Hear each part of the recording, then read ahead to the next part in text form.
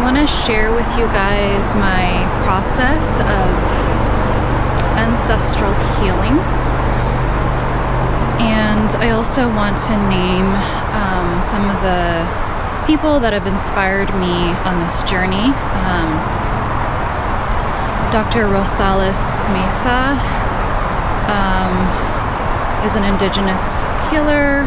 She's Chicana, and she's inspired me to not be afraid of the darkness, because the darkness is a teacher.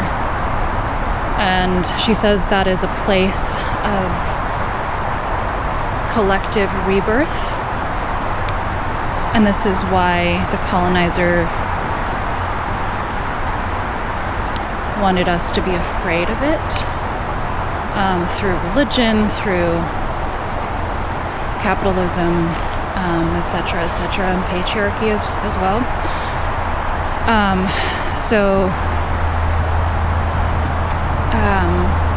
She mentioned on her social media recently that,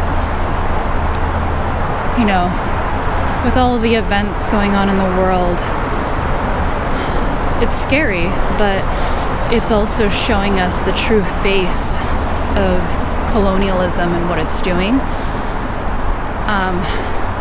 to life, and to people, and to animals. And so she says we're ready for these times. We were born, our souls were born for these times, so to not be afraid. And another inspiration for me has been Dr. Jennifer Mullen of Decolonizing Therapy. She has a book by that name. I'll link both of these people below. And they've inspired me to deeply reconnect with my ancestors. I also want to name my friend Dominica, who runs the Global Wisdom Collective. She inspired me to document my elders and write down their stories, some of which I've shared on here. So yes, the healing of ancestral lineages is such big work, but it's also collective work. And I recently learned from an indigenous person from Nicaragua at an event that we have the power to call in our healed ancestors and our higher self, and to remember to protect our sacred energy from those harmful energies that are out there. I just want to show you guys these ferns. Such a beautiful forest.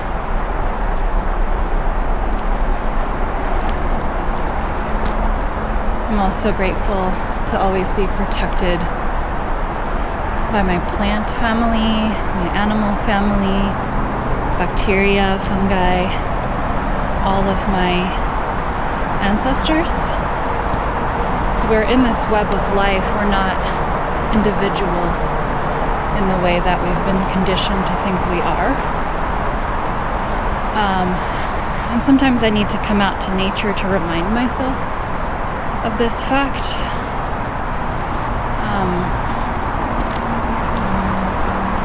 And there's a lot of grief associated with it that we should acknowledge. And we carry a lot of stories in our bodies.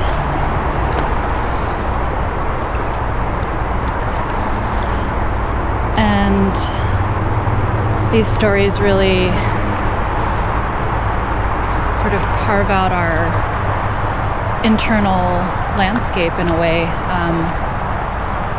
And we must heal those wounds by reconnecting with our ancestors and sharing stories. just the other day, my cousin and I met up, and I guess because our culture is we're very humble and we're very private sometimes, but she shared this story with me that really illuminated the trauma in my family, and why certain people behaved in certain ways. And I think she had a lot of shame around it, perhaps, because she didn't share it with me until recently.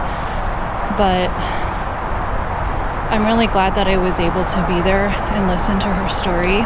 Yeah, it's a very deep healing process, but it's also so amazing to heal your ancestral lineages, because it frees you from those traumas and those anxieties.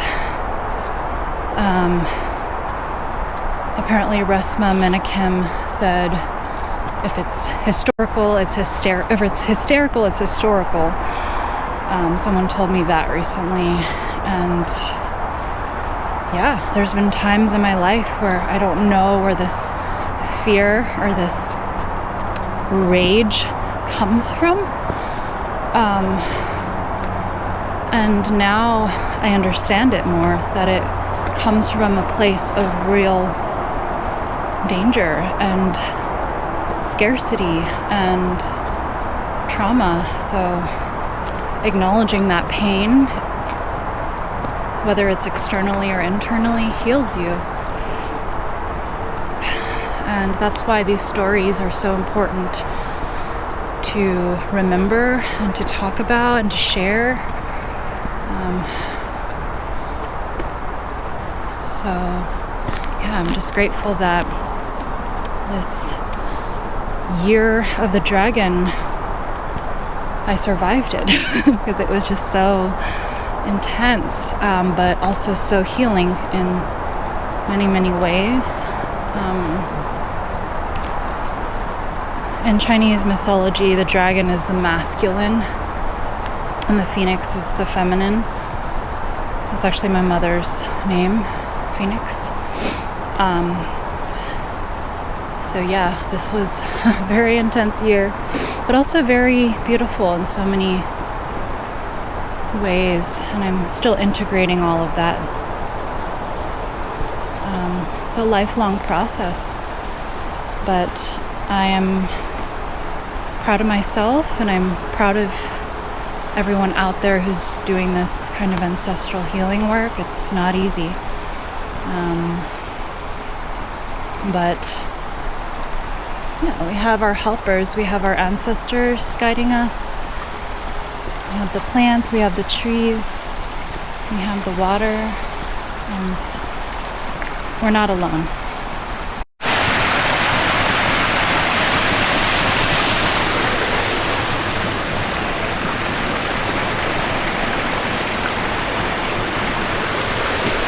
Teaching us or guiding us towards our truth. And in this case, I believe that we are awakening to a collective truth that's beyond the individual. And that's extremely powerful and extremely scary, of course, but it's also very exciting. I wish everybody happy holidays. Whatever you celebrate, hope it's peaceful with your family. And I'm looking forward to the new year. It's going to be end of January is going to be the Lunar New Year of the snake. So I will definitely keep you guys updated on that process, and as we're learning more about ourselves and each other, I hope we take care of ourselves.